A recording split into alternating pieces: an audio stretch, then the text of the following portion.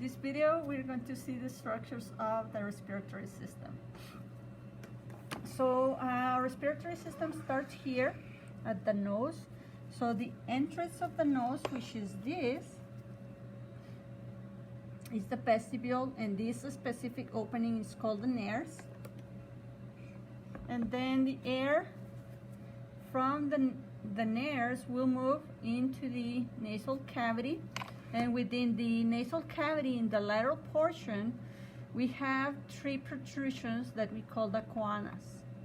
So this will be superior, middle, and inferior nasal conches. Sorry, it's conches, not choanas. So superior, middle, and nasal, inferior nasal conchae. And then below the nasal conchae, we have these spaces that we call meatuses. So this will be superior nasal meatus, inferior nasal, middle nasal meatus, and inferior nasal meatus. The openings, the meatuses, provide this drainage point for the sinuses that we have around the nasal cavity, like the frontal sinuses, the sphenoidal sinuses, which is this, and then we have the maxillary sinus, which is somewhere in here, but it's not shown in this model. But these sinuses, they drain into the superior and middle nasal meatus. Now, in the inferior nasal meatus, we have the drainage of the nasal lacrimal duct. So our tears drains into this area. Now, the posterior opening of the nasal cavity, or posterior nares, is called the choanas. And then here we have this patch of lymphoid tissue that is called the pharyngeal tonsils.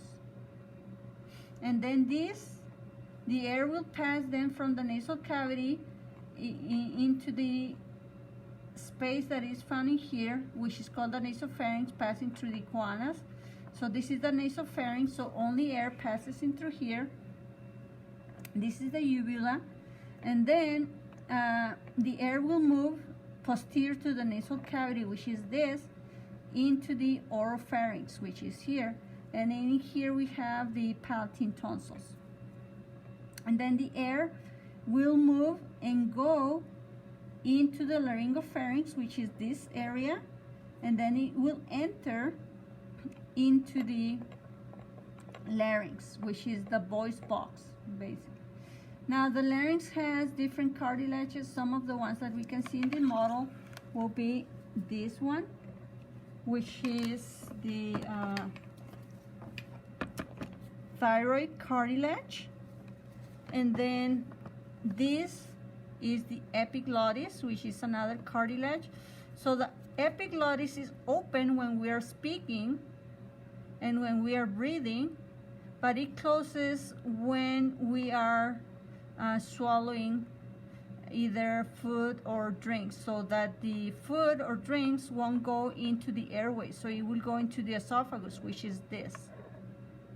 Okay, so air will go then move into the larynx, and then from the larynx it will go into the trachea, which is this. The trachea is made of different cartilages, rings. And then in here, just below the thyroid cartilage, we have the cricoid cartilage, which is this. Now, within the larynx, we not only have these cartilages, the cricoid, the thyroid, and the epiglottis, we have other minor ones like arytenoids and all those that we cannot see because they're very tiny. But here we have these connective tissue that are called the vocal cords. So we have the false vocal cords superior and the true vocal cords inferior. So when we are speaking or generating sound, these ones will vibrate and this one don't. So the function of these superior vocal cords is for protection, and these ones vibrate to produce sound.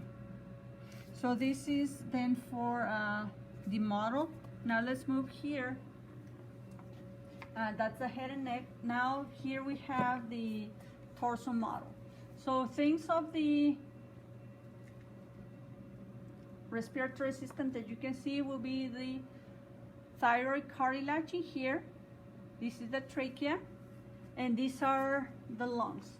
So the lungs, they have this triangular shape with the base facing inferiorly, the apex facing superiorly. And then this is the left lung, this is the right lung. The left lung has two lobes, this, the superior lobe, and then the inferior lobe. And these two lobes are separated by this oblique fissure. The right has, the right lung has three lobes, the superior, the middle, and inferior lobes. The superior and the middle are separated by the horizontal fissure, and then the middle from the inferior on the right side are separated by the oblique fissure. This part that you see here is the diaphragm, the muscle that separates the abdominal cavity from the thoracic cavity. And this muscle, when it contracts, descends and helps to expand the thoracic cavity so you can inhale. So 2/3 of the air that we inhale it because of the action of the diaphragm. Now here in the left lung, we have this silhouette. This is called the cardiac notch because there is an indentation that it is made by the heart. Now, if you look at the interior part of a lung, you can see this region that is called the hilum, which will be here, where blood vessels come in and out, and where the bronchi come in. Now, the bronchi are divisions of the trachea. So this is the trachea, this part of the trachea that separates into the right and the left main bronchus is called the carina, this one.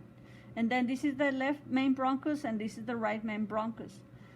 This one is wider, the right, and it has more steep angle, so foreign objects that goes into the airway more than likely will go into the right main bronchus.